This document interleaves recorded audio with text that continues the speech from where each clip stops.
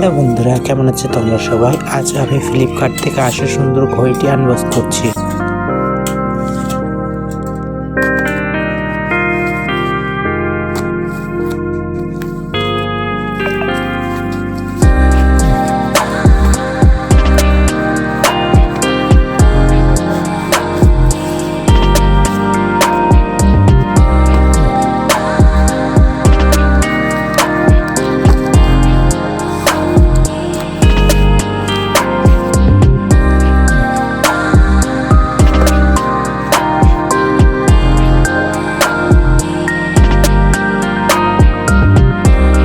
ভালো লাগলে লাইক করবেন, সাথে থাকার জন্য সাবস্ক্রাইব করবেন।